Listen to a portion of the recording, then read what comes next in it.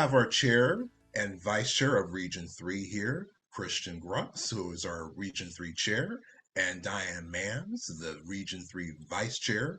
They're looking to share their vision for the region, and also it's an opportunity for you to get to know them via Zoom or podcast or however you are listening to this for this participation right now in this interview. So I'll start with a simple question for each of them. I'll start with Christian first, and that is, where did you grow up? I was raised and born in Paris, in France. Okay. Diane? I was born in Canton, Ohio, very close to Akron, Ohio, where the LeBron James lived. So Canton is a very small community, very small area of Ohio. And each city in Ohio or region in Ohio has its own little family. Well, that's awesome. And I think that's a good theme and focus for what we're doing in the region. It's like each region has its own flavor and its own family that you want to take advantage of and, kind of differentiate, but show there's also a lot of similarities in each of our 5 regions, which we have up here at the very top within Greater LA Realtors.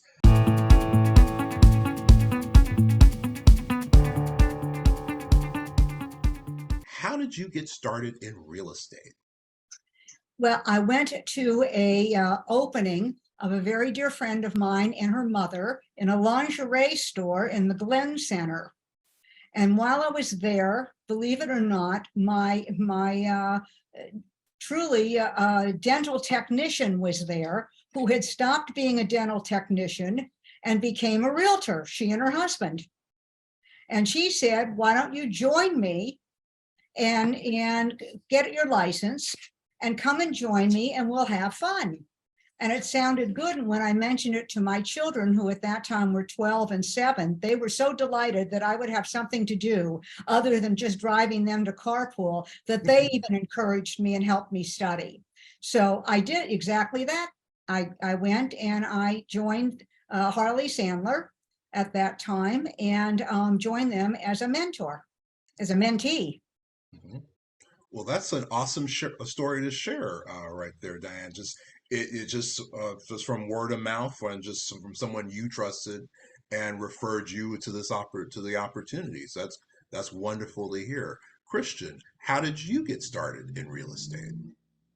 I started in 1987 in Paris, and because at first I began to buy some little studios or apartments, and then I renovated them and I sold it. And after I do the same system with buildings, with office buildings, and sold to investors. That's the way I get inside real estate and the way I do my clients as investors. You got started just through, I would say, osmosis, but I guess it was an opportunity that presented itself, and you flipped a building or flipped a unit, and yes, correct. That started from there. That's really interesting. I start with by flipping. Yes. Okay. No, that is great to hear.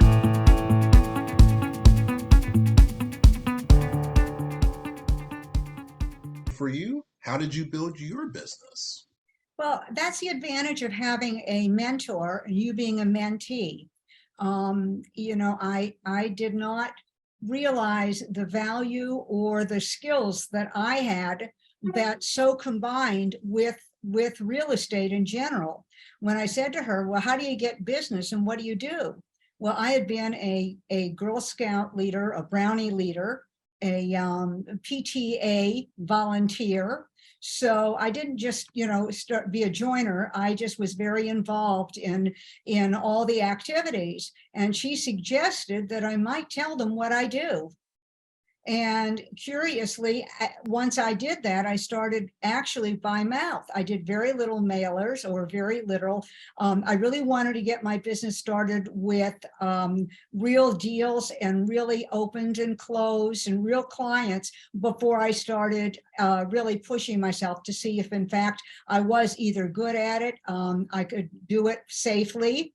And I think the word you used, which is really important, and that is with Christian also starting, and that is trust. That is trust. If your client has worked with you before in some capacity, and because I was head of the Brownies and I took care of their children, so that was a big trust, and that's what they looked at. If I was so safe with their children and taught them to make, toys and things, I must be good at this too. And I didn't tell them no.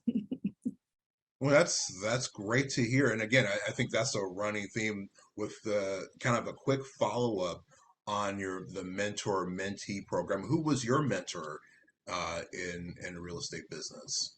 Mhm. Diane? Who was she? Yeah. Barbara Gardner and her husband, Monty Gardner. Okay. And many, many people will know they were both president of the board. They were both very visible. He was an executive at the company. And I never, the encouragement I got from the two of them, I never did anything wrong. I could have done it better. Mm-hmm. That's And I think very important. it really is, and that goes along with a lot of the philosophy of the association, liking all the opinions of everyone so that we can pick and choose the ones that work for us. Wonderful, wonderful. Christian, who was a mentor in the business for you? Just kind of piggybacking off Diane. So just to tell you the truth, so in France, I didn't have any mentor. Okay. I learned by myself. But even in the US, in California, in LA, and that's going to be really funny today and to disclose today. But before I was a chair of Region 3 and Diana is a vice chair of Region 3, Diana was kind of my mentor a few years ago. Oh, wow. That's right. That's right. Well, see, it's coming full circle here, and that's, I think, Exactly. a beautiful, beautiful opportunity that I Yeah. think that can encourage a lot of our young professionals who are just starting with the association, just starting in the business, why it's important to build those networks and start to build those friendships, because this is important to just the bigger picture of your business and your growth, and just of who you are as an associate, who you are as a business owner, but also as part of an association, as a larger group of like-minded folks. And she was a good mentor. Absolutely. And he Awesome. was, and he just an aside that has nothing to do with all the rest of it is I learned from him. The way you do business in France is very different than the way you do here. And every time he would try and steal France into the deal, I was learning about what he was thinking and could actually put it into my skills. And he was learning that it's the same product, it's the same thing, but just a little bit of difference in whatever. And we encouraged each other. It was fun to work together. Yeah, really.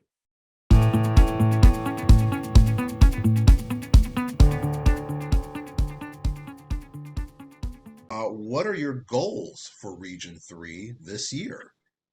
So start with Christian.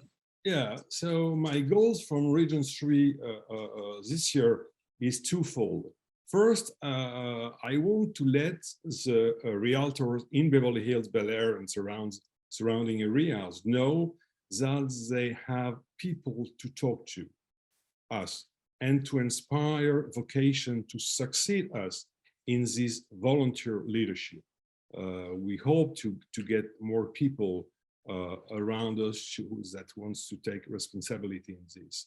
And my second goal this year, just as a chair, is to give tools to young and even older agents regarding luxury.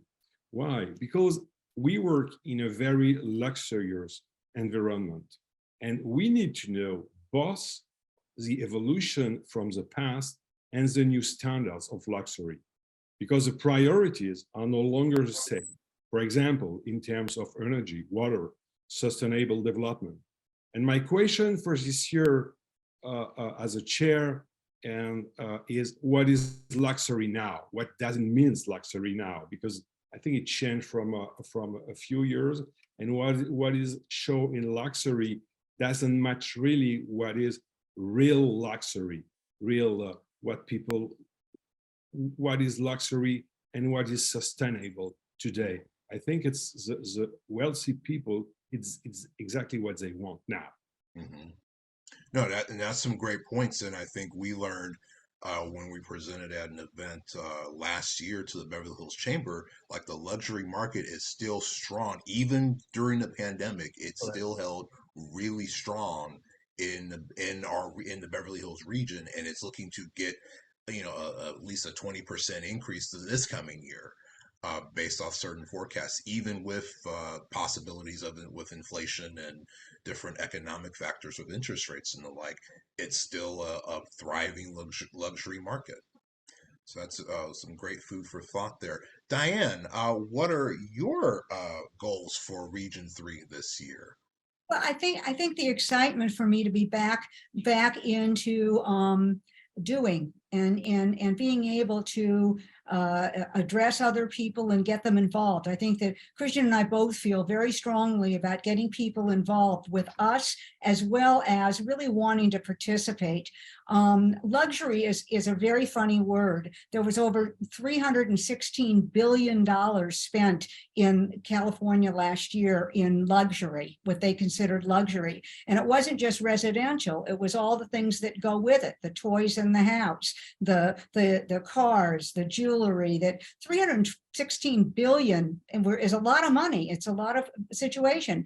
The advantage is that my kids went to school in Westwood. I lived in Beverly Hills post office for 32 years. And I started the art program at Warner Avenue School. I worked in Bel Air also in some of the school stuff, subbing and stuff. What was really interesting is to be able to combine the past, the present, and the future.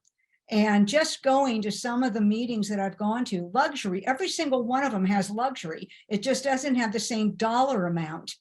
And I think that what we need is that diversification of everyone having and showing and being proud of their luxury. What is their luxury? What do they consider, and how do they market to it? How do they deal with it?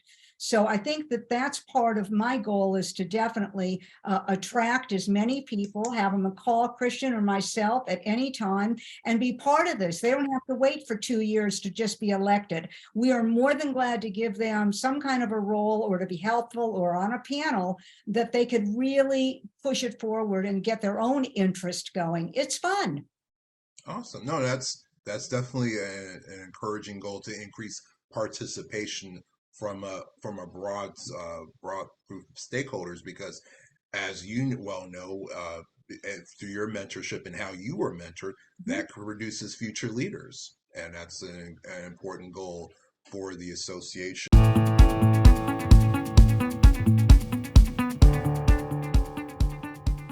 How did you get involved in volunteer leadership?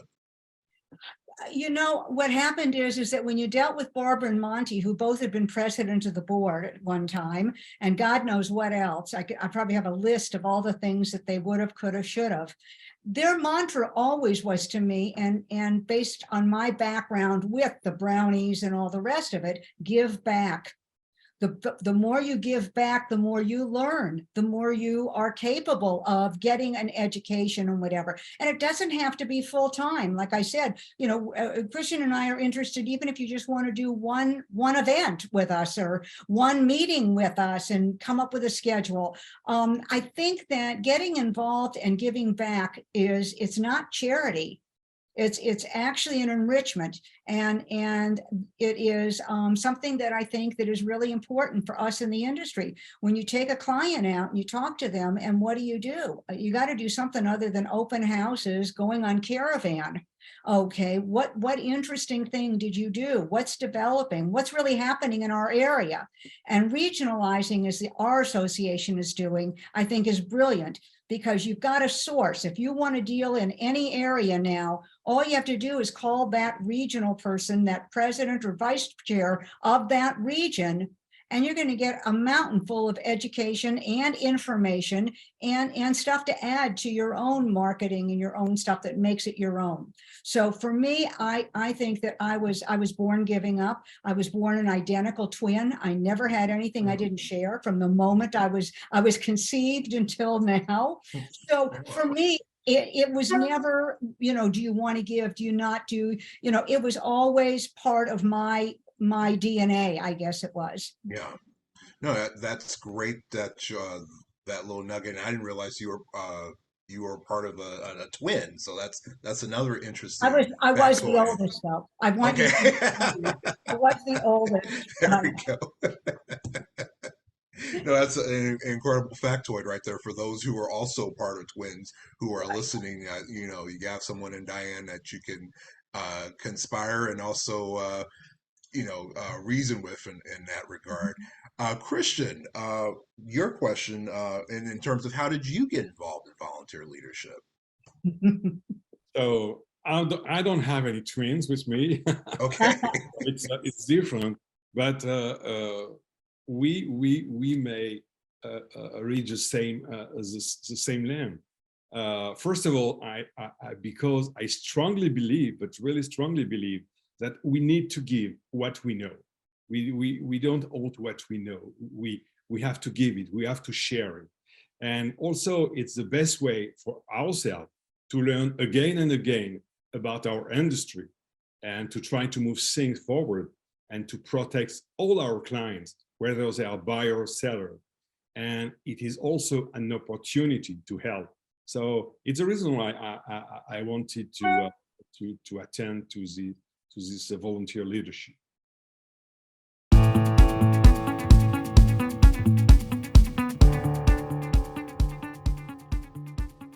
What are some of your personal or family traditions that you have that you would like to share with your Region 3 audience? So I'll start with Diane and then go to Christian. I think that one of the things with our family tradition is that you start with you always. Whether it was, as I said, my twin and I were very, very different in a lot of ways. And I had regular jobs. I did all the dinners. I did the parties. I did the holidays. We celebrated all the holidays. We were, growing up, I lived in a home where every Friday night we had dinner at home. I could do what I wanted after dinner, but not before dinner. It just, kind of things. It was a family existence. And I think that, again, we have to look at today's world and see all the opportunities that these kids have and that are growing up. If we say that I had dinner at home 5 nights a week, 6 nights a week. We did not go out to dinner. Okay, we didn't, not because of anything other than we didn't. We cooked. Kind of thing. And so it became a real home. In your question was, the tradition was the home. Okay, the tradition was the holidays and stuff. Our family, an extended family and cousins and friends couldn't say no. We just knew they were coming. And I think that was always expected.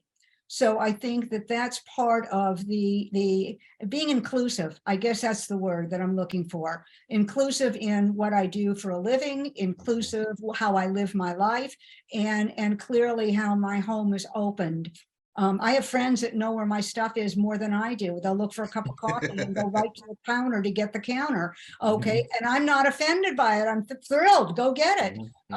So I think that's really what it is. I think that my traditions and the rest of it are really inclusive. Okay, that's a great nugget and a great theme of what you touched on earlier in some of the other questions. Christian, what is a personal or a family tradition that you have that you would like to share with your Region 3 audience? So the the personal family tradition is first of all to have love and respect to each other, and then all the rest follows. And there was a family tradition, maybe like Diana. So every Friday, whatever happening, we have to have dinner at home, and that is a family tradition that I still keep with my family also today. Yeah, but love and the respect, and after everything is coming.